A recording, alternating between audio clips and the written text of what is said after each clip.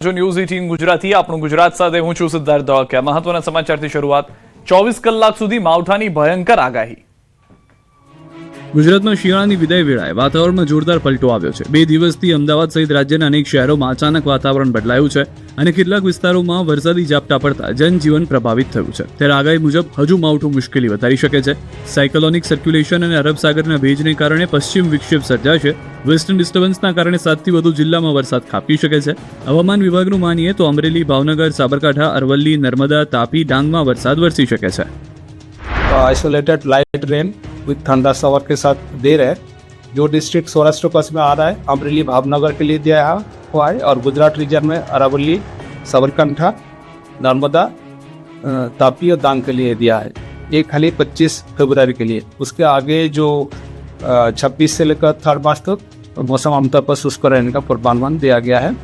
जो लघुत्तम तापमान और उच्चतम तापमान में कोई बड़ा बदलाव नहीं रहेगा अगले 7 दिन के लिए। ગોંડલ યાર્ડ લાલ મરચા અને ધાણાથી છલકાયું। જ્યાં જ્યાં નજર કરો ત્યાં ત્યાં લાલ ચટાક તીખા તમતમતા મરચાના ઢગલા। મેદાનમાં મરચાની તીખાશ ફેલાઈ તો યાર્ડમાં શેડની અંદર ધાણાની સોડમ પ્રસરી। ધાણાની ધનાધન આવકથી યાર્ડ છલકાયું। ધાણા અને મરચાથી ખચોખચ ભરેલા યાર્ડના આ દ્રશ્યો ગોંડલના છે। હવામાન ધીમે ધીમે સૂકું થવા લાગતા અને ગરમીએ પ્રભાવ વધારતા મરચા, ધાણા, ધાણી અને અન્ય મસાલાની મોસમ પૂર બહારમાં ખીલી ઉઠી છે। સૌરાષ્ટ્રના મહત્વના ગણાતા ગોંડલ માર્કેટિંગ યાર્ડમાં મરચા અને ધાણાની આવક શરૂ થઈ જતા વાહનોની કતારો લાગી હતી। ગીર સોમનાથ, જૂનાગઢ, પોરબંદર સહિત સૌરાષ્ટ્રના વિવિધ જિલ્લાઓમાંથી ખેડૂતો ધાણા લઈને આવી પહોંચ્યા હતા।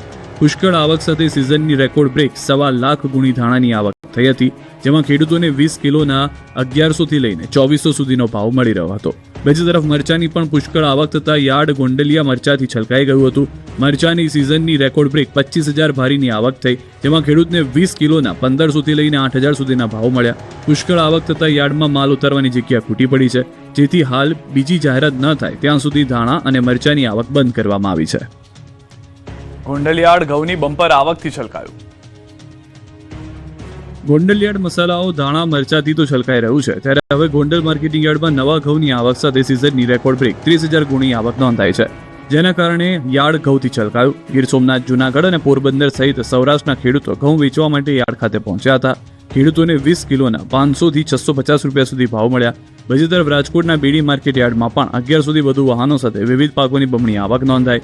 કપાસ, સોયાબીન, ઘઉં, ચણા, સિંગફાળા, તલ અને જીરું સહિતના પાકોની હજારો મણ આવકથી યાર્ડમાં વેપાર ધમધમતો રહ્યો। કપાસની આવક 6500 મણ, સોયાબીનની આવક 1700 મણ, અડદની આવક 700 મણ, ઘઉંની આવક 20,000 મણ, ચણાની આવક 18,500 મણ, મગફળીની આવક 200 મણ, લસણની આવક 1500 મણ, સિંગફાળાની આવક 2600 મણ, સફેદ તલની આવક 1000 મણ, જીરુની આવક 10,000 મણ, કાળા તલની આવક 300 મણ થઈ છે। કાળઝાળ ગરમી વચ્ચે બનાસકાંઠાના તળાવોમાં પૂર, નર્મદાનું નીર પહોંચ્યું। ચોમાસામાં તો નદીઓ ઓવરફ્લો થાય, પણ કાળઝાળ ગરમીમાં બનાસકાંઠામાં નદીમાં પૂર આવ્યું, કેમ કે બનાસકાંઠાના ગામડાઓમાં પહોંચ્યા નર્મદાના નીર। પાલનપુરના મલાણા ગામના તળાવમાં નર્મદાના નીર પહોંચ્યા, ખેડૂતોએ કર્યા વધામણા। શ્રીફળ વધેરી ખેડૂતોએ નર્મદાના નીર વધાવ્યા। વર્ષો જૂની મલાણા તળાવ ભરવાની માંગ સ્વીકારાઈ, જેને લઈને તંત્ર દ્વારા નર્મદાના નીર પહોંચતા ખેડૂતોમાં ખુશીની લહેર પ્રસરી। 2 વર્ષ પહેલા કરેલી માંગ પૂર્ણ થઈ। હવે નદીમાં નર્મદાનું પાણી ઠલવાતા મલાણા સહિત આસપાસના વિસ્તારમાં સિંચાઈના પાણીની સમસ્યા દૂર થઈ, સાથે જ કુવા અને બોરના તળ પણ ઊંચા આવશે।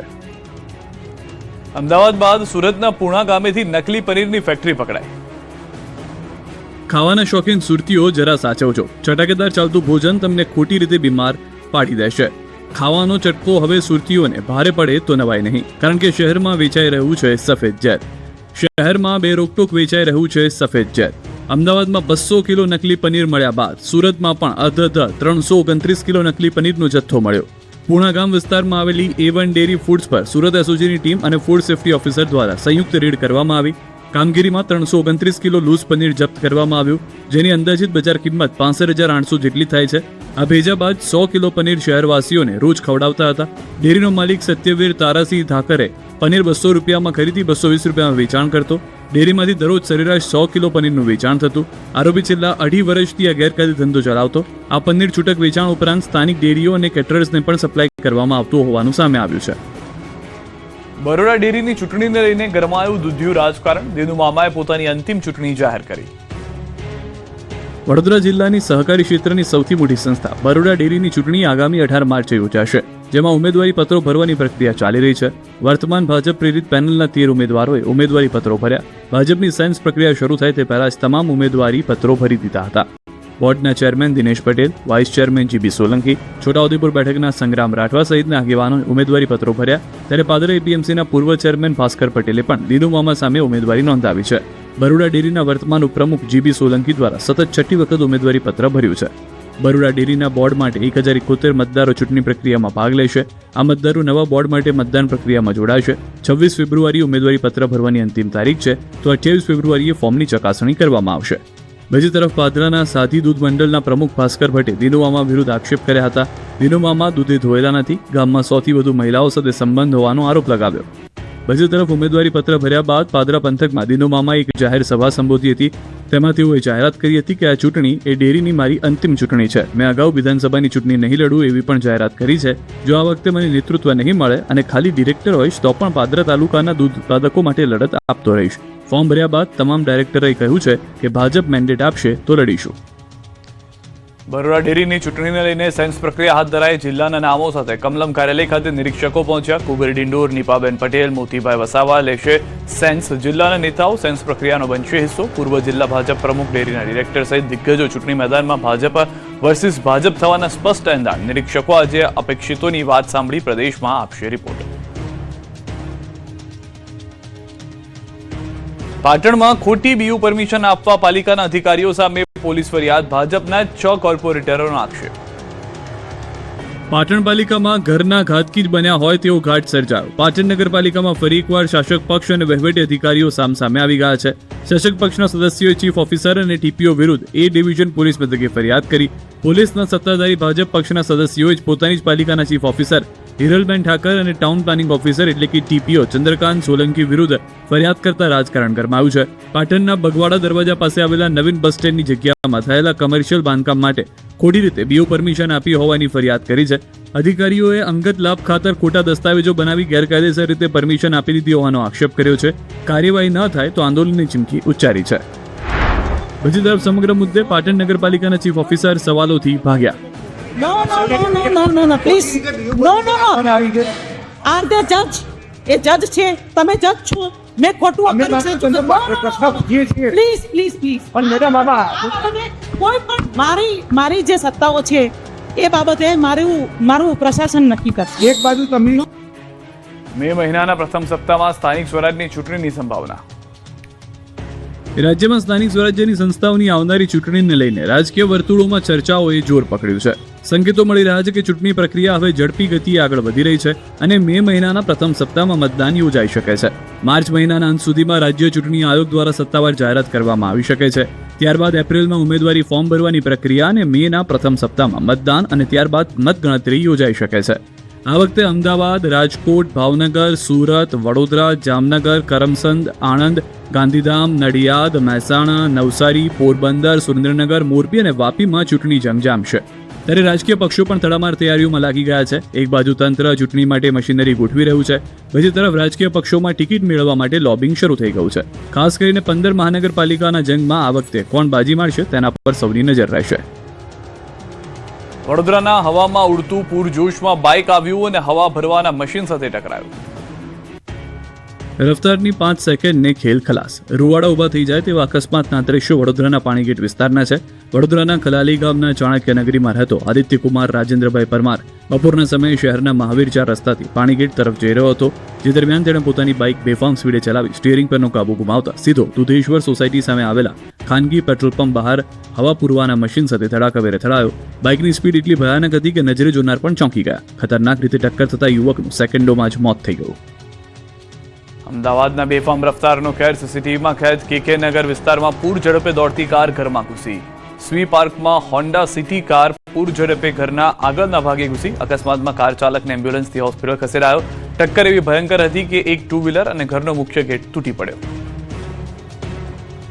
રાજકોટમાં પણ બેફામ રફતારનો કહેર સીસીટીવીમાં કેદ. ફૂલચાપ ચોક ખાતે પૂર ઝડપે ચાલતી કારે લોકોને અડફેટી લીધા. બેફામ કાર ચાલકે રસ્તા પર અનેક લોકોને અડફેટી લીધા. અકસ્માતમાં સદનસીબે કોઈ જાનહાનિ કે મોટી ઈજા નથી. મહિલા કાર ચાલકે અકસ્માત કર્યો. ગઈકાલ રાત્રે 11 વાગ્યાની આસપાસ બનેલી ઘટના સીસીટીવીમાં કેદ. ભાવનગરના સિહોરમાં લોકોના ટોળાએ યુવાન પર કર્યો હુમલો. સિહોરના ભૂતિયા ગામે લાકડી ઉડી હતી. કોઈ બાબતે બબાલ થતા લોકોનું ટોળું ગામમાં યુવકને મારવા માટે હથિયારો સાથે પહોંચી ગયું. મોટી સંખ્યામાં લોકોએ આવીને ઘરમાં રહેલા યુવકને માર માર્યો. કોઈ લાકડી લઈને તૂટી પડ્યું તો કોઈએ ઢીકા પાટુનો માર મારીને યુવાનને અધમોહો કરી નાખ્યો. યુવાનને નિર્દયી રીતે માર મારવામાં આવતા નાનકડા ગામમાં નાસભાગ મચી ગઈ. બાઇક પર આવેલા ટોળાએ રીતસરનો આતંક મચાવ્યો. અલ્પેશ ઢીલા નામના યુવક વાહન લઈને આવી રહ્યા હતા ત્યારે ગામના જ 7થી વધુ લોકોએ પીછો કરી લાકડીએ માર માર્યો. યુવાન જીવ બચાવવા માટે ઘરમાં ઘૂસી ગયો, જેથી ઘરના માલિકે દરવાજો બંધ કરી દીધો હતો તો હુમલાખોરો પાછળના દરવાજેથી આવ્યા અને યુવાનને લાકડીએ ઢીબી નાખ્યો. સ્થાનિકો વચ્ચે પડીને યુવાનનો જીવ બચાવ્યો. ગંભીર ઇજાઓ પહોંચતા યુવાનને સારવાર માટે હોસ્પિટલ ખસેડ્યો હતો. પ્રેમ પ્રકરણને લઈને યુવતીના ભાઈએ પ્રેમીનું સ્કૂટર સળગાવ્યું. વડોદરામાં ફરી અસામાજિક તત્વોનો આતંક સામે આવ્યો છે. વડોદરા શહેરના વારસિયા વિસ્તારમાં આવેલી પ્રમુખ સ્વામી સોસાયટીમાં રહેતા યુવાનને પ્રેમ થઈ જતા યુવતીના પરિવારજનોએ યુવકના ઘરે પહોંચી બાઇક સળગાવી દીધું. યુવતીના ભાઈએ પ્રેમી યુવકના ઘરે આવી બોલાચાલી કરી અને રોડ પર રાખેલી પ્રેમી યુવકની બાઇકને જ્વલનશીલ પ્રવાહી રેડીને સળગાવી દીધું. એટલું જ નહીં, યુવકના માતા અને બહેનને ધમકી આપી હતી કે તને, તારા ઘરવાળાને અને ઘરમાં જેટલા રહે છે એ બધાને સળગાવી દઈશ, જે થાય એ કરી લેજો, હું મોટો બુટલેગર છું. આ અંગેની પોલીસ ફરિયાદ કરતા પોલીસે આરોપીની શોધખોળ શરૂ કરી છે. મહુવાના ઘરમાં ગેસનો બાટલો ફાટ્યો, 4ની ઈજા. મહુવા શહેરના લાતી બજાર વિસ્તારમાં ગેસ સિલિન્ડર ફાટવાને કારણે જોરદાર વિસ્ફોટ થયો. આ દુર્ઘટનામાં 3 વ્યક્તિઓ ગંભીર રીતે દાઝી જતા તેમને તાત્કાલિક સારવાર અર્થે હોસ્પિટલ ખસેડવામાં આવ્યા. વિસ્ફોટ એટલો શક્તિશાળી હતો કે આસપાસના 3 મકાનોને મોટું નુકસાન પહોંચ્યું.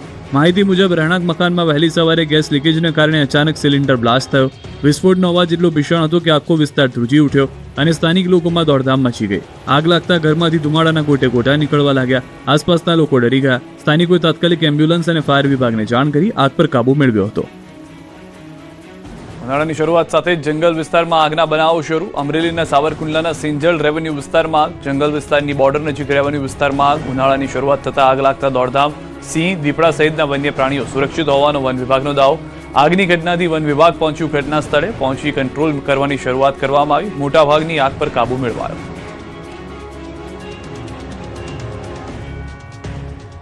બોટાદમાં એસટી ડ્રાઈવર અને રિક્ષા ચાલક વચ્ચે ઝઘડો. બોટાદ શહેરમાં એસટી બસ ચાલક પર રિક્ષા ચાલકે હુમલો કરતા ચકચાર મચી છે. શહેરના ભાંભણ રોડ પર રિક્ષા અને બસ સામસામે આવી જતા બોલાચાલી થઈ. સામાન્ય તકરાર બાદ રિક્ષા ચાલકે ધોકા અને પાઇપ વડે એસટી બસના કાચ ફોડી નાખ્યા અને બસ ચાલક પર જીવલેણ હુમલો કર્યો હતો. આ હુમલામાં એસટી બસના ડ્રાઈવર હરેશભાઈ ચાંચિયાને માથાના ભાગે ગંભીર ઇજાઓ પહોંચી હતી. ગંભીર ઇજાગ્રસ્ત ડ્રાઈવરને હોસ્પિટલમાં સારવાર માટે ખસેડી ડેપો મેનેજરે ફરિયાદ નોંધાવી. બીજી તરફ મોરબીના દલવાડી સર્કલ પાસે હાઈવે પર બાઇક અને પાર્ક કરેલી કારની એક ચાલકે અડફેટી લીધી. અકસ્માત બાદ ઘટના સ્થળે લોકોના ટોળા એકઠા થઈ ગયા હતા. એક્ટિવા સવાર અને કાર ચાલકને ઈજા પહોંચી. અરવલ્લીના આંબા ગામે વરઘોડામાં તોડફોડ અને પથ્થરમારો થયો. બીજા ગામનું ડીજે કેમ બોલાવ્યું ગામમાં તેમ કહી આરોપીઓએ હુમલો કર્યો. પથ્થરમારો કરતા 2 લોકોના માથા ફૂટ્યા. ઉશ્કેરાયેલા શખ્સોએ ડીજેના બેનરો ફાડી નાખ્યા અને ડીજેની લાઇટિંગની પણ તોડફોડ કરી. બાયડ પોલીસે આંબા ગામે પહોંચી મામલો થાળે પાડ્યો. હાલ પોલીસે 6 શખ્સોની ધરપકડ કરી. રાજકોટના હસનવાડી વિસ્તારમાં 2 લોકોએ યુવક પર છરીથી જીવલેણ હુમલો કર્યો. છરીના 7 થી 8 ઘા મારતા યુવકની હાલત ગંભીર. અમદાવાદના વસ્ત્રાપુર ગાડી હટાવવા બાબતે યુવક પર હુમલાને લઈને પોલીસે 5 આરોપીઓની ધરપકડ કરી. આરોપીઓને સાથે રાખી ઘટનાનું રિકન્સ્ટ્રક્શન કરવામાં આવ્યું છે. અમદાવાદના અલગ અલગ વિસ્તારમાં નજર ચૂકવી ચોરી, લૂંટ, ઈજા પહોંચાડી બળજબરી રૂપિયા પડાવી લીધી ગેંગ આખરે પોલીસના હાથે ઝડપાઈ છે. છારા ગેંગના 2 આરોપી પ્રતિક ઉર્ફે અંધો પાનવેકર અને શંકુલ ઉર્ફે ભોગીકર છારાની ધરપકડ કરી છે. આરોપી આંગળે પેઢી પાસે રેકી કરી પોતાનો ટાર્ગેટ નક્કી કરતા પોલીસ 12.33 લાખનો મુદ્દામાલ કબજે કરી ચૂકી.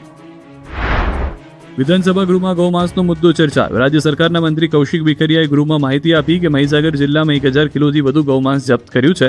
28 આરોપીઓ સામે કાર્યવાહી કરવામાં આવી. આ તરફ રાજ્યમાં ડ્રગ્સ પકડાયા અંગે નાયબ મુખ્યમંત્રી હર્ષ સંઘવીએ કહ્યું કે જામનગર કચ્છમાંથી 2 વર્ષમાં કરોડોનું ડ્રગ્સ જપ્ત થયું. 207થી વધુ આરોપીઓ ઝડપાયા. રાજકોટ સિવિલ હોસ્પિટલની ગંભીર બેદરકારીના કારણે 2 મહિલા દર્દીના રિપોર્ટ બદલાઈ ગયા. કમળાના દર્દીને કેન્સરના દર્દી બતાવી દેવામાં આવ્યા. બ્લડ રિપોર્ટમાં બ્લડ કેન્સર હોવાનું જણાવ્યું. 18 વર્ષની યુવતીને 40 વર્ષની જણાવી. બ્લડ કેન્સરનો રિપોર્ટ પધરાવી દીધો. ઉંમરના આધારે પરિવારને શંકા જતા બેદરકારીનો પર્દાફાશ થયો.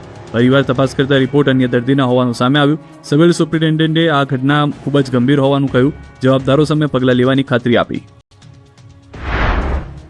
અમદાવાદમાં સ્વામિનારાયણના સંત હોટલમાંથી સ્ત્રી સાથે પકડાયા. સ્વામિનારાયણ સંપ્રદાયના સંતોને વધુ એક રંગરેલિયા મનાવતો વિડીયો સામે આવ્યો છે. અમદાવાદના કોટેશ્વર ગુરુકુલના સ્વામી મહિલા સાથે હોટલથી પકડાતા સ્વામિનારાયણ સંપ્રદાયમાં ખળભળાટ મચી ગયો છે. વિડીયોમાં સ્વામી પેન્ટ અને ટી શર્ટ પહેરીને જતા દેખાઈ રહ્યા છે. સાધુના વેશમાં રંગરેલિયા મનાવનાર સ્વામી રામકૃષ્ણદાસજીને મંદિરમાંથી કાઢી મુકાયા છે. તો સ્વામિનારાયણ મંદિરે સ્પષ્ટતા કરી છે કે રામકૃષ્ણદાસ સ્વામીએ 23મી ફેબ્રુઆરીના રોજ સ્વેચ્છાએ ધર્મ અને સાધુતાનો ત્યાગ કર્યો, એટલે કે રામકૃષ્ણ સ્વામીએ ભગવા વસ્ત્રો ત્યાગીને સાંસારિક જીવનની શરૂઆત કરી દીધી છે. હાલ તો આ સમગ્ર મામલો મંદિર તરફથી દબાવવાનો પ્રયાસ કરાયાનો પણ આક્ષેપ થઈ રહ્યો છે. આ સાધુએ ગુરુને શરમાવે તેવું કૃત્ય કરતા હોબાળો મચી ગયો છે. ભક્તોમાં ભારે રોષ જોવા મળી રહ્યો છે. પ્રશ્ન એ છે કે ધર્મના નામે આવા ધતિંગ કેટલા અંશે વ્યાજબી અને ક્યાં સુધી ધર્મના નામે આવા ધતિંગ કરાતા રહેશે. સૌરાષ્ટ્રમાં વીજ ચોરો પર પીજીવીસીએલે તવાઈ બોલાવી છે. 28 લાખ ગ્રાહકોના વીજ કનેક્શન કાપ્યા. સૌરાષ્ટ્રમાં વીજ ચોરો પર પીજીવીસીએલે તવાઈ બોલાવી છે. લાખો રૂપિયાની વીજ ચોરી પકડી અને લાખો વીજ કનેક્શન કાપી નાખવામાં આવ્યા. ત્યારે બોટાદ જિલ્લામાં 111 ટીમો બનાવી 225 કર્મચારીઓ દ્વારા જિલ્લાના બાકીદારોના વીજ કનેક્શન કાપ્યા. 12 જિલ્લાઓમાં ડ્રાઈવ દરમિયાન કોઈ પણ ગ્રાહકના પેમેન્ટ સ્થળ પર સ્વીકારવામાં આવ્યા નહીં. 111 ટીમો બનાવી અલગ અલગ વિસ્તારોમાં ફિઝિકલ વીજ કનેક્શન ડિસ્કનેક્શન કરવાની મેગા ડ્રાઈવ હાથ ધરાઈ. બોટાદ જિલ્લામાં અત્યાર સુધીમાં 2.5 કરોડનું કલેક્શન જમા થયું. બીજી તરફ રાજકોટમાં 2 અથવા વધુ વીજ બિલ બાકી ધરાવતા ગ્રાહકોને વીજ જોડાણ કાપવાની કામગીરી શરૂ કરાઈ. અંદાજે 28 લાખ વીજ કનેક્શન પર કાર્યવાહી થઈ. આ માટે 2700 જેટલી ટીમો અલગ અલગ જિલ્લાઓના મેદાનમાં ઉતારવામાં આવી. વીજ બિલ બાકી હોય, વીજ ચોરી કરતા હોય તેવા લોકોના કનેક્શન કાપી નાખવામાં આવ્યા છે. ડિસ્કનેક્શન ડે તરીકે શરૂ કરેલી કામગીરીમાં સમગ્ર સૌરાષ્ટ્ર કચ્છ વિસ્તારમાંથી કુલ 652.99 કરોડનું વીજ બિલ બાકી છે તે જમા થશે. આ બાજુ જૂનાગઢ જિલ્લામાં 5000 ગ્રાહકના બાકી વીજ બિલના કારણ કનેક્શન કાપવામાં આવ્યું છે. 230 ટીમો બનાવવામાં આવી છે જે કામગીરી કરી રહી છે. 4 કરોડ 36 લાખ રૂપિયા બાકી લેવા ડ્રાઈવ કરતા વીજ ચોરોમાં ફફડાટ ફેલાયો હતો. રાજકોટમાં ઓપરેશન જંગલેશ્વર પૂર્ણ. 300 કરોડથી વધુની જમીન ખુલ્લી કરાઈ. રાજકોટના જંગલેશ્વર વિસ્તારમાં મનપા દ્વારા 2 દિવસીય સુધી ચાલેલી મેગા ડિમોલિશનની પ્રક્રિયા સફળતાપૂર્વક પૂર્ણ કરવામાં આવી છે. આ ઓપરેશન દરમિયાન અંદાજિત 300 કરોડથી વધુની જમીન ખુલ્લી કરવામાં આવી છે.